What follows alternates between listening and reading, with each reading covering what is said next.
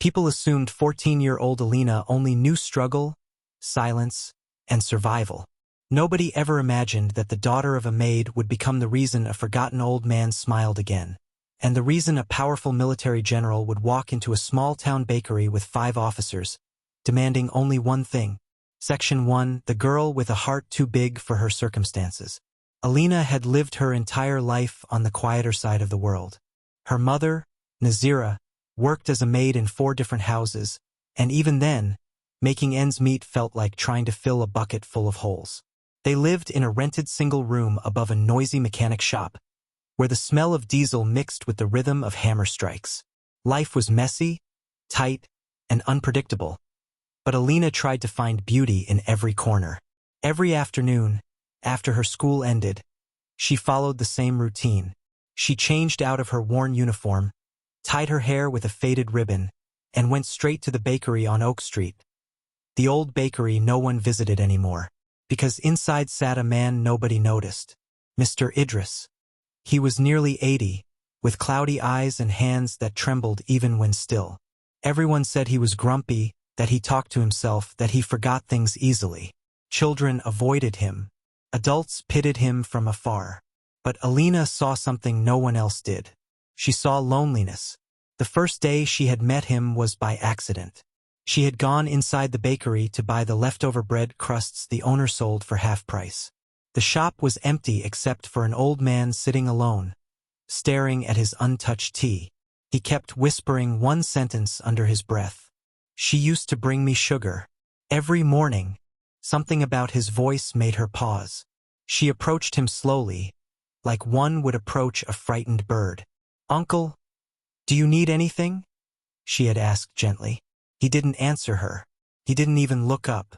But he smiled just barely. And that was enough. That day, she sat with him for 5 minutes. The next day, she stayed 10. A week later, she was spending 2 full hours listening to him talk about memories that slipped in and out of clarity. Some days he remembered her. Other days he looked at her confused and asked, "Do I know you, child?" But she never minded. Something inside her told her that even forgotten kindness matters.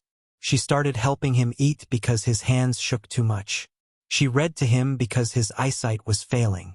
She brought him little things from her home. Fresh roti her mother made, sometimes a boiled egg, sometimes nothing but a smile. And then one day, the bakery owner pulled her aside. "Alina, why do you come here every day? He can't even remember your name," he said softly. She simply smiled and replied, "Maybe he forgets, but the loneliness doesn't. And I can help with that." A secret no one knew. As weeks passed, their bond grew stronger in ways even Alina didn't fully understand. Mr. Idris began telling her fragments of stories, of someone he missed, of a promise he made long ago, of a son who left for the military and never came back home to visit. He was a good man, a brave soldier, but the world changed him. Idris would mumble as he stared at the window. Sometimes he cried without realizing it. Alina would quietly wipe his tears with the edge of her dupatta. "You're not alone, uncle," she would whisper. Most people visited the bakery to buy pastries. Alina visited to give someone a reason to breathe a little easier. But goodness has a way of being seen, especially when it comes from a soul so young and so pure. One evening, as she was helping Mr. Idris drink his tea, she didn't notice the 2 men near the doorway watching her silently. One was the bakery owner. The other was a stranger in a long black coat. "She's been doing this for months?" the bakery owner whispered to the stranger. "Does more for him than his own family. Poor girl barely has food herself." The man in the coat nodded, his expression unreadable. Alina didn't see it. She didn't know that her little acts of kindness were shaping fate in ways she couldn't imagine. A storm on the horizon. Then, one day, Mr. Idris didn't come to the bakery. Alina waited for hours. Her heart felt uneasy. Something was wrong. She rushed to his home, a tiny wooden house at the end of the lane. She knocked. No response. She knocked again, harder. Finally, the door opened, and a neighbor shook her head. "He collapsed this morning. They took him to the military hospital." Alina froze. Hospital? Military? Why military? He was only an old man who lived alone. Why would? The answer didn't come. But fear did. She ran the entire distance to the hospital. 4 kilometers barefoot, her slippers breaking halfway. When she arrived, the guard wouldn't let her in. "No children allowed inside without a guardian," he said sternly. "But he has no one," Alina cried. "Please. He needs someone." The guard stood firm, but something about her desperation softened him. "Wait here," he said. She waited outside in the cold for 3 hours, sitting on the pavement, hugging her knees, praying silently. Finally, a nurse came out. "Are you the girl who visits Mr. Idris every day?" she asked. Alina nodded instantly. "He keeps asking for someone named Aliyah or Alina. He's confused, but he keeps saying, 'She'll come.' She always comes." The nurse looked at her gently. "You're allowed inside for 5 minutes." Alina rushed to his bedside. He was weak, his breathing shallow. His eyes fluttered open. "You came," he whispered. "Of course, uncle," she said, squeezing his hand. "I'm right here." He smiled again. A small, fragile smile that broke her heart. But then something unexpected happened. Before she could say another word, the door suddenly swung open, and 6 military officers walked inside. In front of them stood a tall man with stern eyes and medals across his chest. A general. Alina stepped back, startled. The general looked straight at her. "You," he said quietly. "You're the girl who has been helping my father." She froze. Father? This general, this powerful man, was the son Mr. Idris always whispered about? The general took a step forward. His voice shook. Why? Why would a poor girl with nothing do all this for him? Alina didn't know how to answer. She looked at frail Mr. Idris, then back at the uniformed son who had finally returned. And she said the only truth she knew. Because kindness isn't about what you have. It's about what you can give. The room fell silent. The general stared at her, stunned. And in that moment everything changed. The room felt packed with silence. Alina stood by the corner of the hospital bed, her hands gently clasped, her eyes wide with fear and uncertainty. She wasn't used to standing before men in uniforms. Men with medals, authority, and expressions carved from stone. And yet, the only person she cared about in that moment was the frail, trembling man lying on the bed. Mr. Idris, the man who had once been a stranger, then a daily responsibility, and now, someone she cared for like family. The general didn't take his eyes off her. His expression, initially stern, softened in ways even he didn't understand. His officers waited behind him, unsure of what to do. Finally, the general cleared his throat. You cared for him when I wasn't here, he said quietly, voice heavy with guilt. Why? What did you want in return? Alina hesitated. Most people expected payment, praise, or favors. That's how the world worked. But she didn't. She shook her head gently. I didn't want anything. The general frowned. Then why do it? Alina looked at Mr. Idris, who was trying to keep his eyes open. Because no one should feel alone, she whispered. Not at his age. Not when he can barely hold a cup. Not when he has so many memories but no one to share them with. The general exhaled slowly. The words hit him deeper than she expected. He stepped closer to the bed. Baba, he whispered.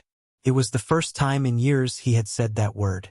Mr. Idris blinked slowly and looked at his son, not fully recognizing him, but sensing something familiar. You came, he breathed weakly. The general swallowed hard. I'm here, Baba. I'm here now. There was so much the old man deserved to hear. Apologies, explanations, gratitude.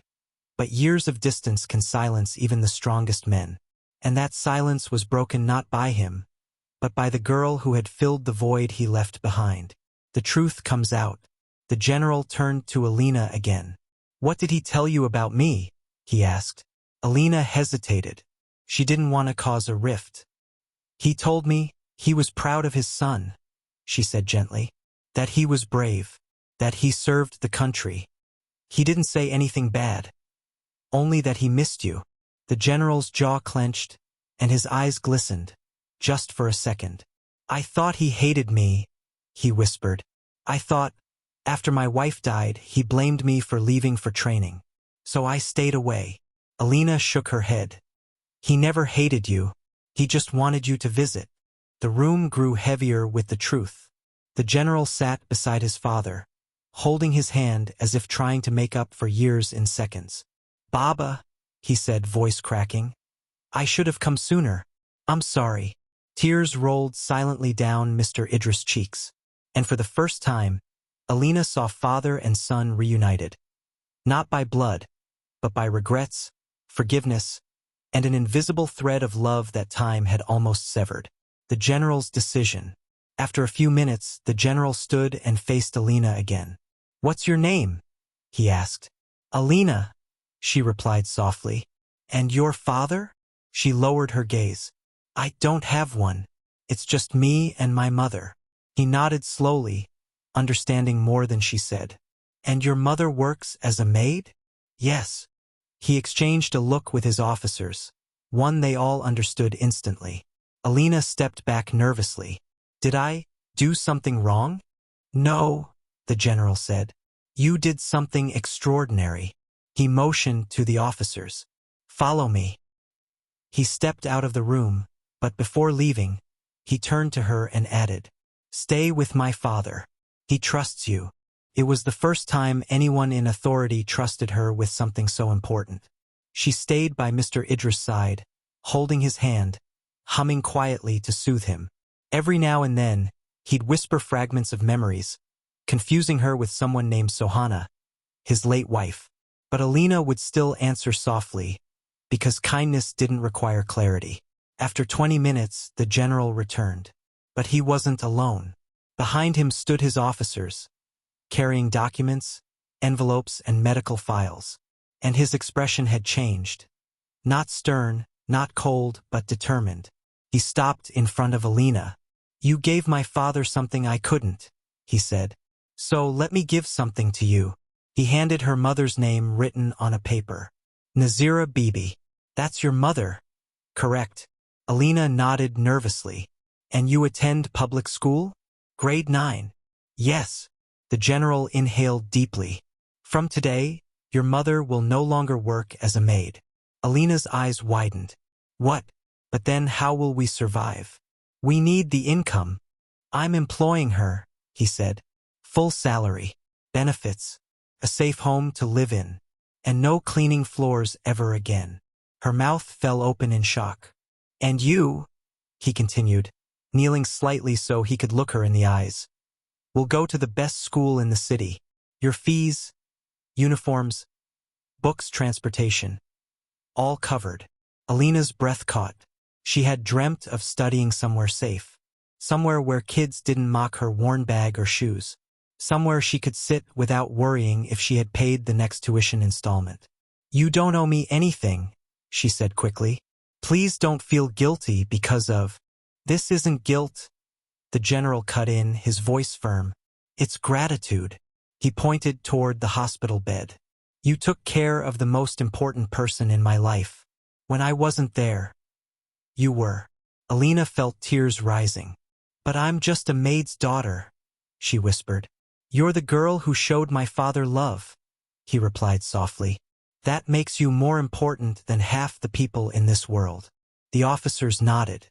The bakery owner, who had followed inside quietly, wiped a tear from his cheek. As Alina stood there trembling with disbelief, Mr. Idris stirred.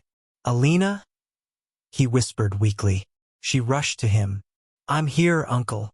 He squeezed her hand gently. "Thank you," he whispered. "You gave an old man a reason to wake up."